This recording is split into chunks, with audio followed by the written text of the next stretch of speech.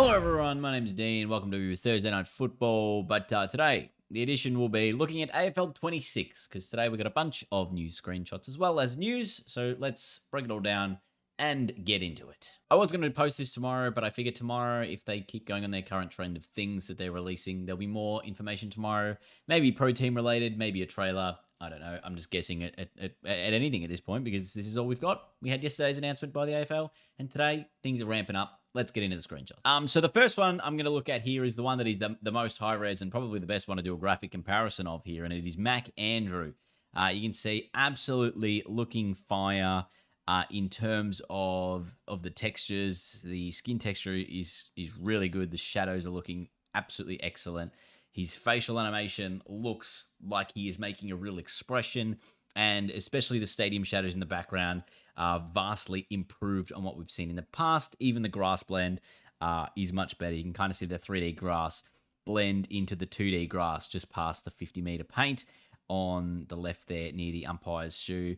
But even the fact that there's like a little bit of shadow below the torso is like not a huge thing people will probably pick up on, but it is really big. And the hair itself is also looking much more realistic compared to the previous game. Now, if this was a screenshot from a cutscene, I thought let's do a screenshot comparison between the last game and this game. Obviously, not quite matching up perfectly because we've got a new one versus an old one, but completely unedited on the right of AFL 23, Mac Andrew. You can see the difference just in the hair, first of all, and how the lighting reflects off the hair is completely different. The stadium in the background just looks a bit shit with the lighting, if I'm perfectly honest. You can kind of see, especially underneath that underground, it's all sort of the same lighting texture. There's no real shadows in there or depth, whereas now that sort of blends in the background much better. And same with even the shadows on the actual kit itself. You don't really see too much going on there. And even the sort of shadows from the face, from the chin to the neck, it's a lot better. Like if you've never worked in game dev before and you're like, I just looking at it visually, surely you can't really see as much of these things until I point them out. But like anyone, unless you have your eyes painted on, you can tell this is a significant difference. Next, we're going to go into this Jamie Elliott screenshot. Nothing super new about this one. Again, the crowd all rising in the background does look very good. If we compare it to the original screenshot that the game had on the JB and EB listing, where that one doesn't look like the crowd's super hyped in the background as he's taking this hang over Harris Andrews. And this one was obviously about a month ago, so maybe they have tweaked a few things between then and now in terms of how crowd interaction with Speckies, unless this is a pre-rendered thing. But you never know with these things. Maybe they are, maybe they're not set up. This one does look absolutely epic, though. If you are playing it in-game, that'd be huge to do. We then have a look here at this AFLW screenshot between Adelaide and Richmond. Again, this looks like a night game just based on the lighting. And again, I want to point out the stadium looks significantly better to how it does in AFL 23. It's mostly that sort of shadow that's going on there, but all that stuff sort of just will blend into the background. But when you see it and you see how it all comes together, it does a great job. This looks like cover player Ebony Marinoff here, left footer, so she's snapping the ball away as she's being tackled. You can see there's a few players sort of jostling for position in the background. No one's like really leading at the ball, but maybe they're trying to present and get a lead up there. Obviously, again, we haven't seen how this plays out, but if you are just taking this as a screenshot from in-game, I don't think they would have set this up like this. This is probably how the game is actually playing out. So it's good to see there are contests, especially defenders really trying to keep their forwards accountable, which is great news. Again, want to see it in action? Maybe we're going to get a first look tomorrow. We then get a couple more sort of presentation-style screenshots that the AFL posted on their Instagram earlier today. We'll go to Carlton first here, which is a big banner post as the players are running through the banner. Now, we've obviously seen them run through the banner in AFL 23. There's Cripps, your cover star. But there is one thing here that you can kind of notice.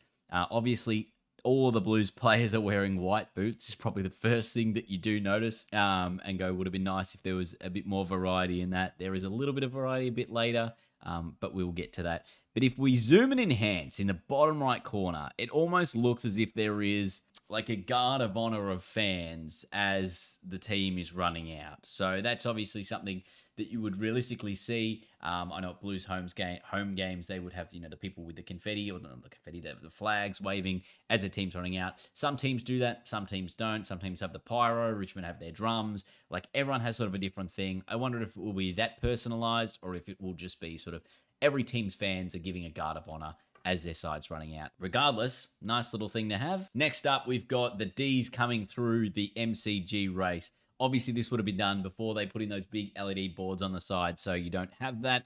But obviously, Max Siegel leading his team out. You can see Stephen May looking intense. And again, I just want to point out the facial animations in this game compared to the last game look significantly better. It doesn't look like there's too many players staring through your soul with their eyes, which you could definitely notice a lot in the last game.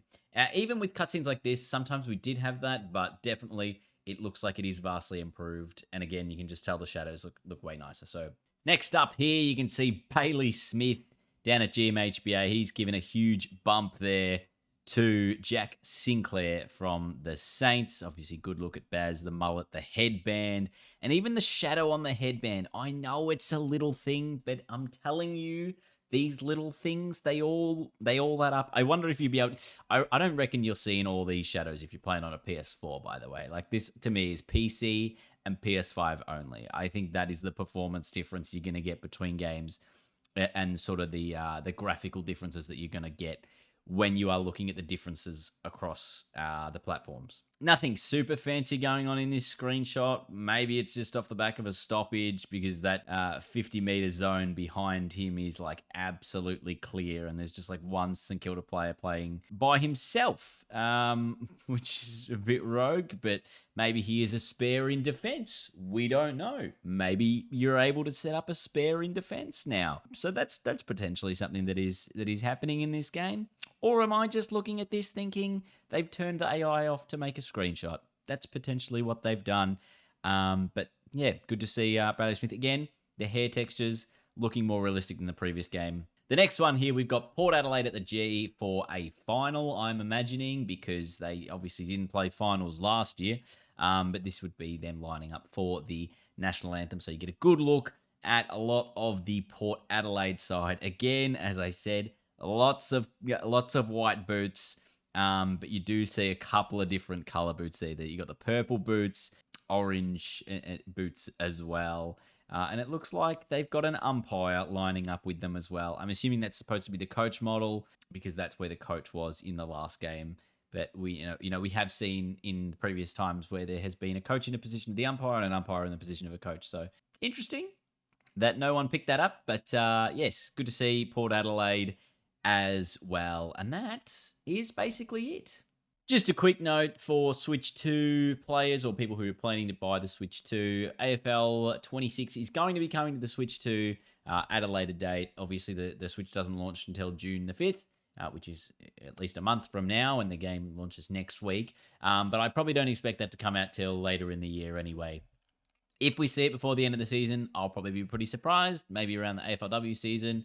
But I think given Big Ant's track record of releasing Switch titles almost like 6 months down the line from their mainline consoles, I think it's probably likely that it'll be like November-ish release for Switch 2 and maybe even early next season.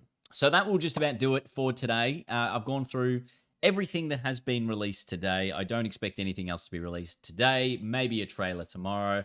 I, like all of you, will be playing the game next Thursday when it does come out. I don't think I'm going to be playing it before then, so I'm excited. I'll do launch day live streams and things like that, so you can get your first look here. Make sure to subscribe so you don't miss it. It's definitely been like a steam train approach for this game because we really have not seen anything up until now, so hopefully each day they keep ticking it along with something different. So, thank you for watching today, everyone. Hope you've had a great day. I will see you all later.